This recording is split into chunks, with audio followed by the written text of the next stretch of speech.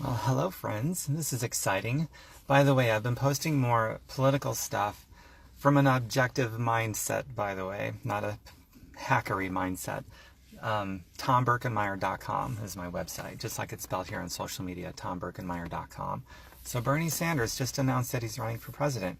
And the primary reason why I'm supporting him, and for the first time ever in my life, I'm actually naming a person, specifically a person that I'm supporting, is because this guy is somebody who has a 50-year plus track record of being anti-PAC money, anti-lobbyist.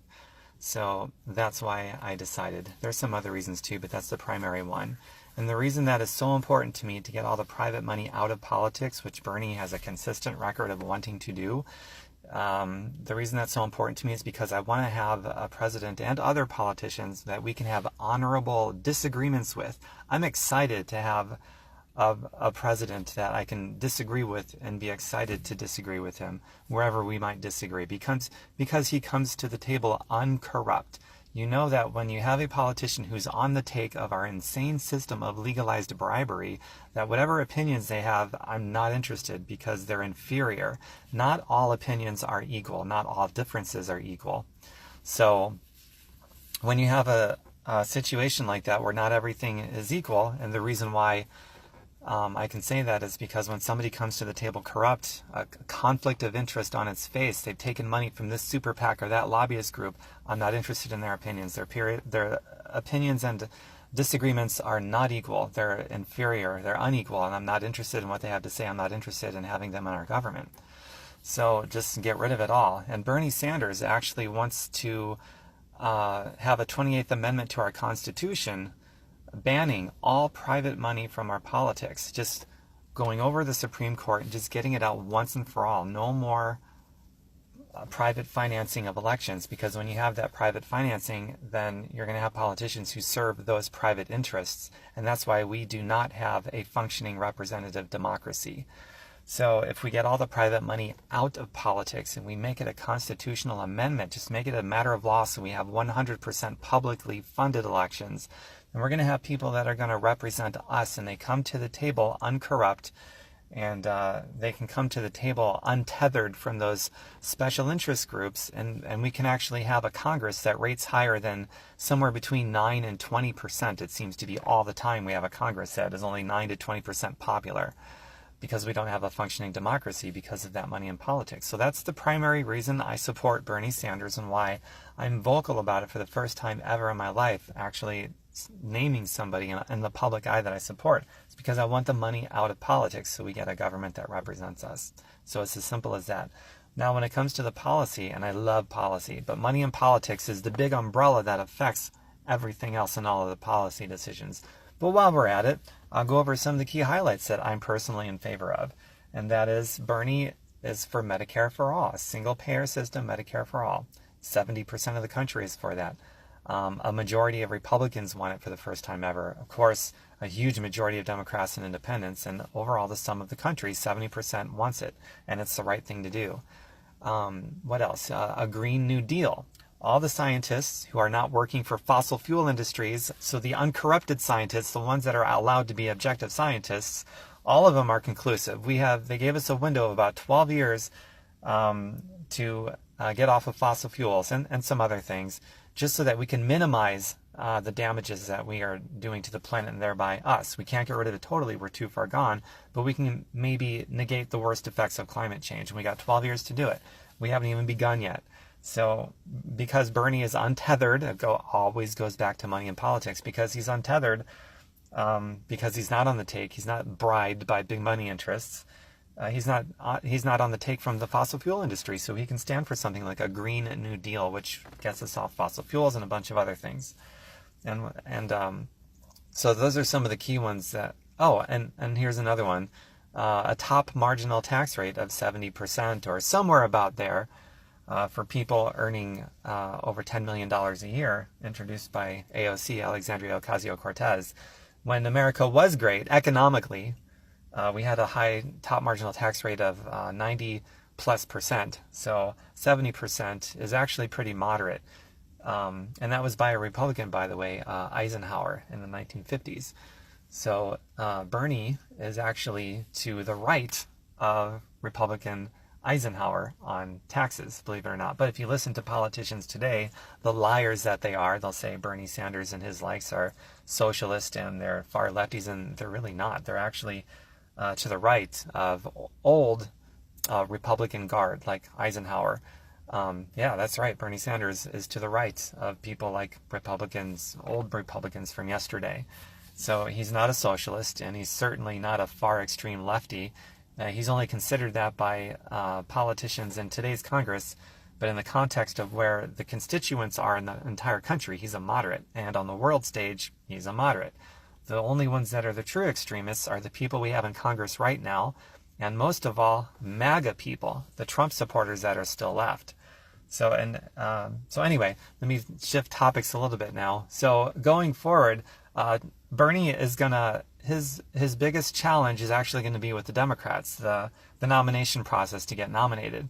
When he goes to the general election, assuming that he wins the nomination for the Democratic Party, Trump is going to be easy. He'll be able to fight him on policy because Trump takes over $100 million so far from the establishment, probably be closer to $1 billion by the time this election cycle is done. You know, right after President Pinocchio promised he would never take money from the establishment. He promised us he'd be self-funded. He's a God-blessed liar. He started taking money right away, and actually a little bit before the election, which I didn't know about until after the election. But that scumbag, lying piece of trash, inferior human being, President Pinocchio, takes money all day long from the establishment. He's totally bribed. Trump takes more money from the establishment than any other politician in Congress right now. That is a fact, after he promised us that he wouldn't. The guy is a scumbag liar. So the MAGA people that are left, a lot of them left him because they're reasonable, objective people. But the people that still support Trump from yesterday to today, after he's broken all those promises and he's told 8,000 some odd verifiable lies, MAGA people that still support him, there's a mix of them. So maybe about half of them are just incredibly, stunningly stupid people supporting a stunningly stupid guy. So they're made for each other. But then there's also another group of MAGA people, and this is sort of a phenomenon that doesn't make sense. But there's people who are otherwise very smart, you know, in their walk of life and how they function, really smart people. But then when it comes to politics, they lose their mind. They lose their sense of objectivity. So you take a person who's really smart otherwise, and they become stunningly, obnoxiously stupid. And that's going to be a good-sized fragmentation of the MAGA people that are left, of this Trump supporters. And I have a couple friends in my circle who are incredibly smart people, but they're the dumbest motherfuckers I've ever seen. My own friends, when it comes to politics and Trump, they think he's an honest, truth-telling man. And when somebody says that, that's default. Just go to the loony bin. You need to be picked up in a paddy wagon and see a therapist to bring you back down to reality. Now, if someone says, yeah, I know Trump is a liar, but I like the effect he's having on the country, well, that's someone that I can have an honorable disagreement with them, because at least they come from an objective reality. I disagree with the effect on the country, but I can at least follow their consistency.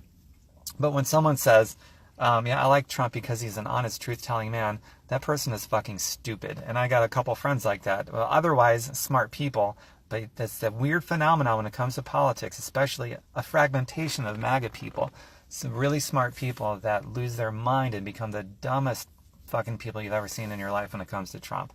It's really weird.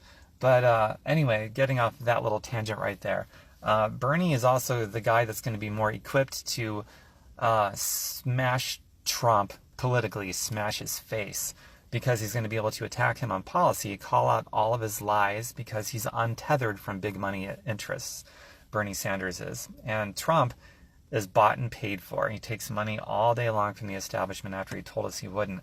So Bernie is going to be able to call him out on that. And also Bernie is on the side of the issues that most people of the country agree with. So between the fact that Bernie is uncorrupt, he says no to all corporate PAC money and lobbyist money, and he's got Trump's number, he can call him out on his lies because he's not bought and paid for.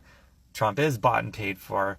Between all of those things, and also Bernie's authenticity, because he doesn't do this standard polished political stuff. I mean, he points at people when he talks. It's like rule number 1, you're not supposed to do in politics as part of your finishing school training. And he's got this messy hairdo, and so he comes off as authentic too. And that's actually one of Trump's strong points, maybe his only strong point. He comes off as authentic because he's not polished, and that's actually a good thing. But so does Bernie, except Trump is a fraud. He regularly takes positions that over 90% of the country is against. So if there is an enemy of the people, it's not the press, it's the president, President Pinocchio, because he routinely supports policies that 80, even some over 90% of the population does not want, including his own base. But Trump does it anyway because he's bought and paid for. He takes money from the establishment. Bernie, however, is on the positions of every issue that most of the country is behind. And he knows how to fight Trump on substance and policy. So yeah, for all those reasons, Bernie, assuming he makes it past the primary, is going to smash Trump politically in the face. And I can't wait. That's going to be glorious. Of course, Trump won't take any responsibility for it because he's a nutsack.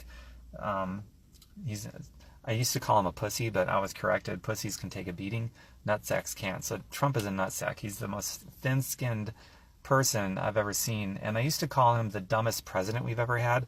I'm devolving him to the dumbest person alive. He is incredibly, strangely stupid and more corrupt than anybody by objective, measurable dollar amounts that he takes from the establishment.